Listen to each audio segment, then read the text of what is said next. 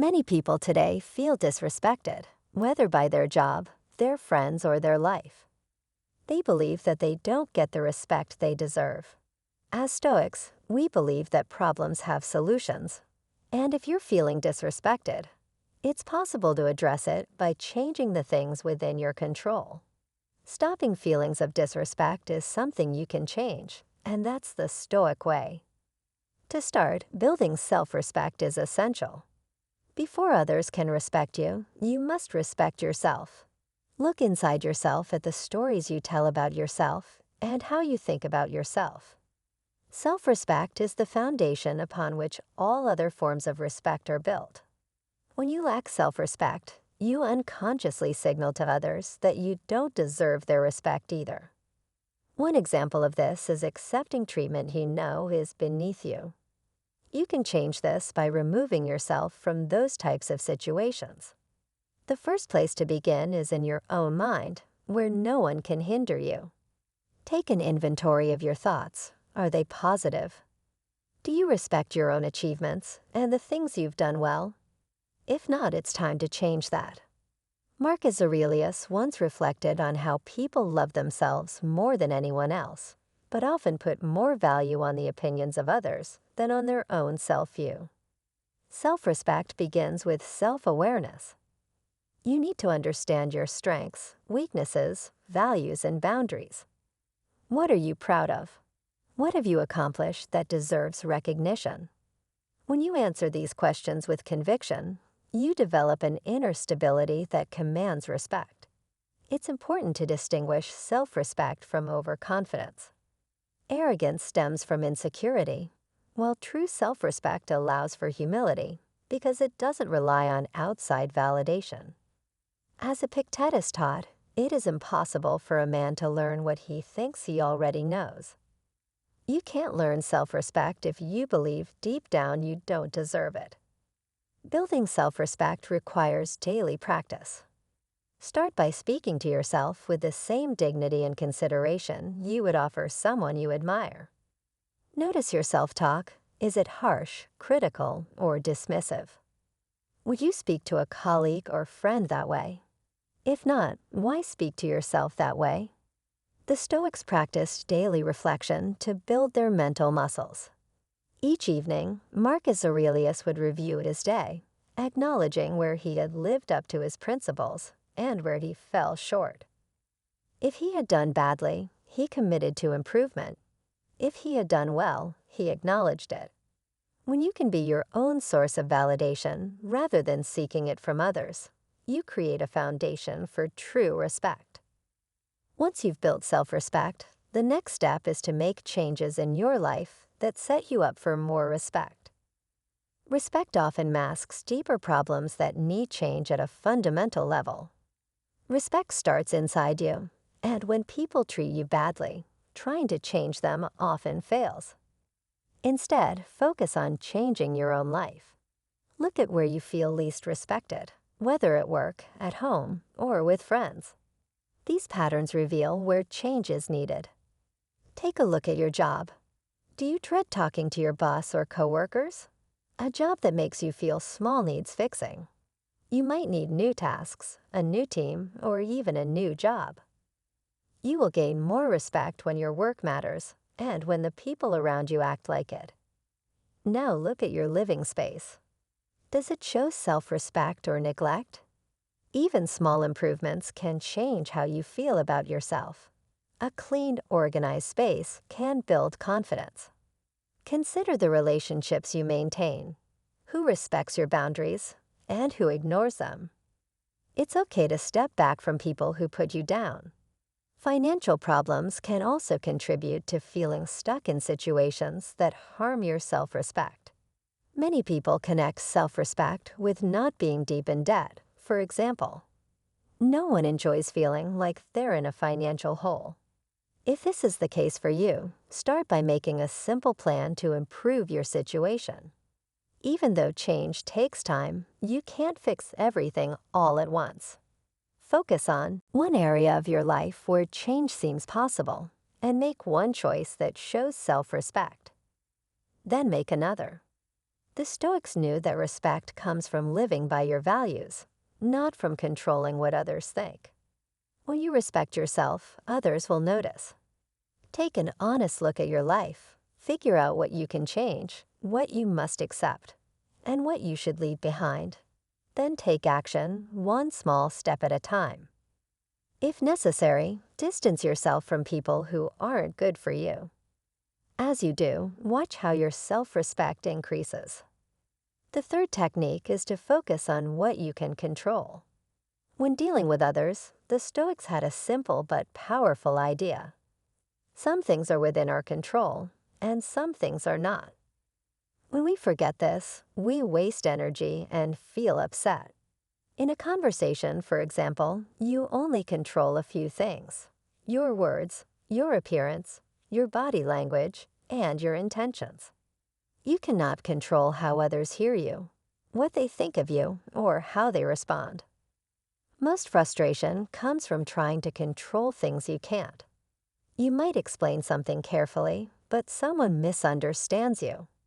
You might speak respectfully, but someone gets offended. You might try to help, but someone thinks you have bad motives. Before an important conversation, take a moment to remind yourself what's yours to control and what isn't. This creates a mental space of calm. The Stoics used a mental trick called the reserve clause, a thought they would add to any action. I will speak clearly if nothing gets in the way. This reminds you that your control has limits.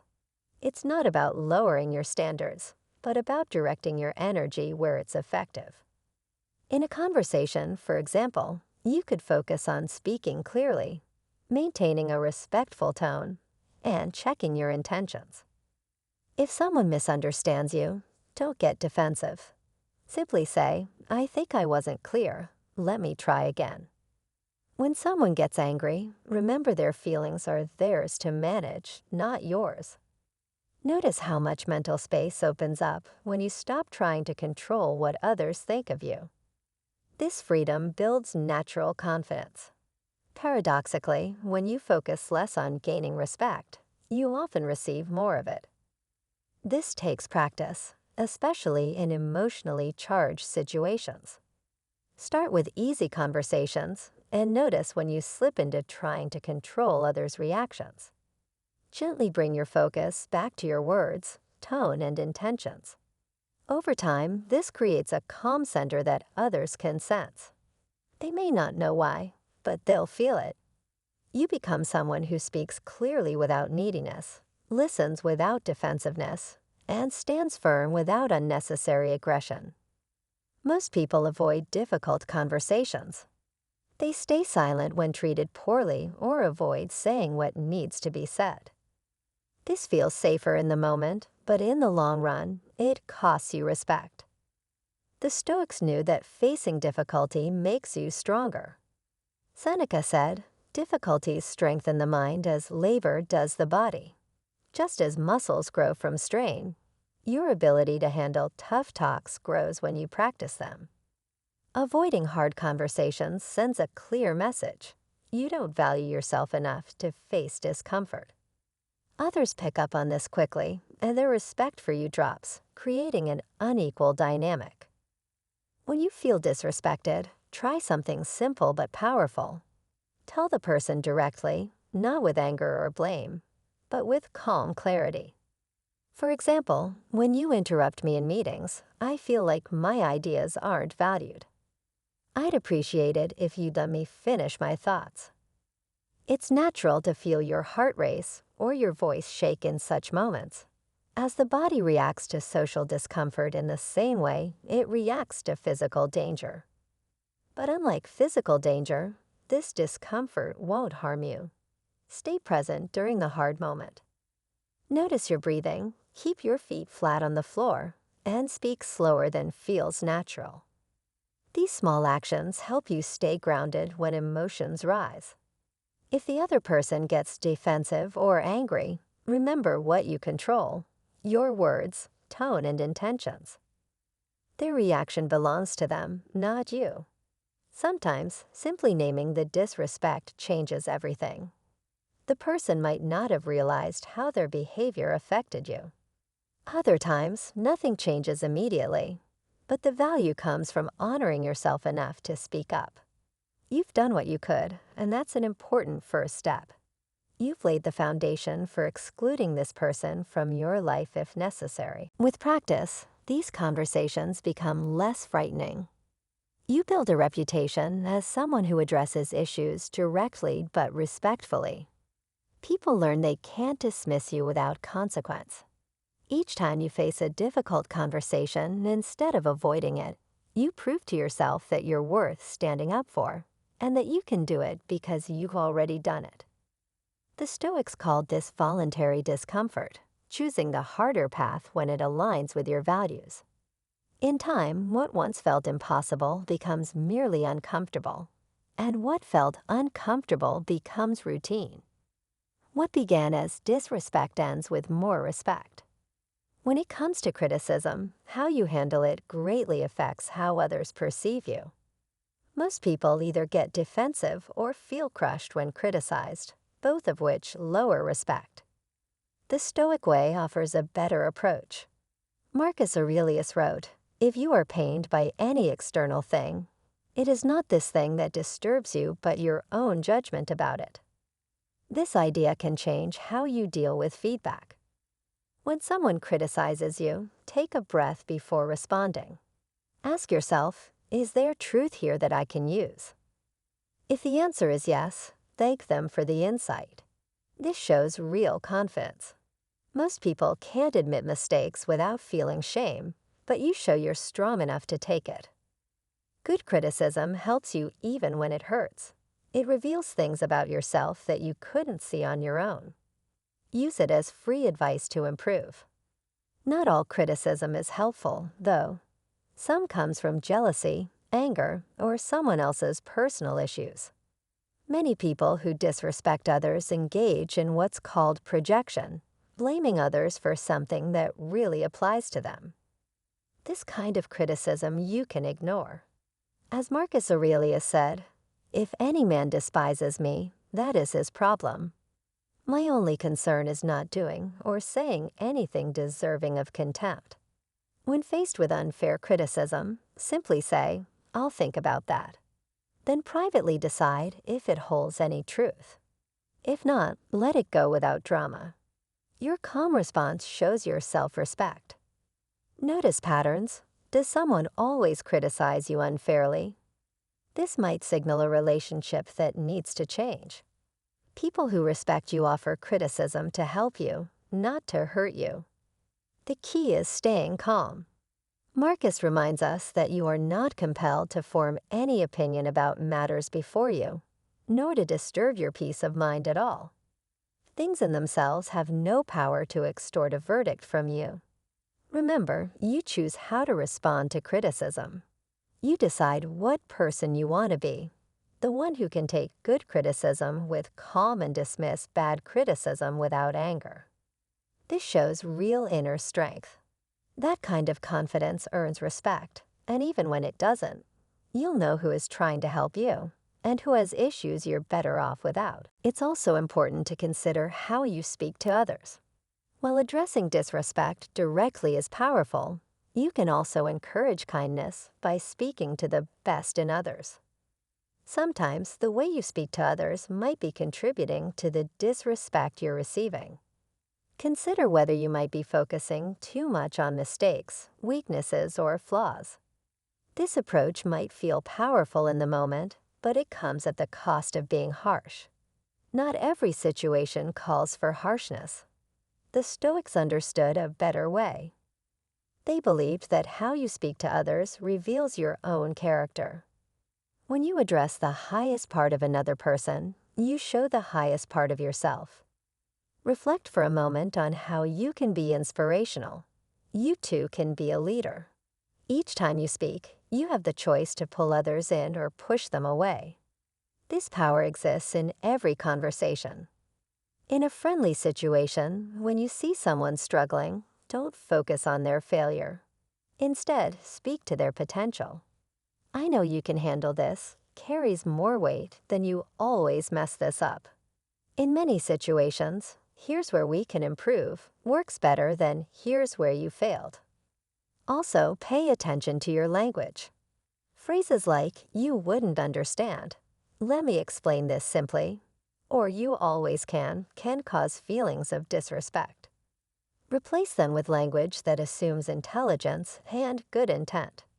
And remember, if you're doing the work, but someone else consistently disrespects you, you don't have to mirror that behavior. The best revenge is not to become like your enemy. As Marcus Aurelius said, by speaking to the best in others, you help create it. When you create a respectful environment, respect flows more naturally to you. Lastly, to gain respect, ensure your words align with your actions. Think about the people you respect.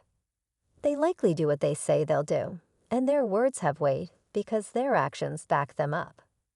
Marcus Aurelius simply said, waste no more time arguing what a good person should be. Be one. Start small with this practice. Make promises you know you can keep. If you say you'll call someone back, do it.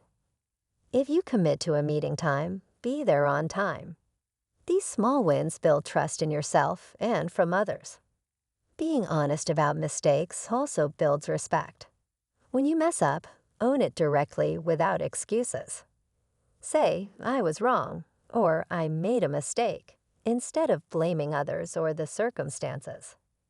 This is integrity, not just about big moral choices, but built in small daily decisions to do what you've said you would do. This approach takes practice. You'll fail sometimes, but when you do, acknowledge it, learn from it, and keep going. Perfection isn't the goal, consistency is. As your words and actions align more often, something changes inside you. You develop greater self-trust. This inner confidence affects how you carry yourself, how you speak, and ultimately how others respond to you. Respect follows naturally when you become a person whose word means something. Now you have 7 powerful techniques to get the respect you deserve. 1. Build self-respect first. 2. Make changes in your life to support respect. 3. Focus on what you can control. 4. Have the difficult conversations.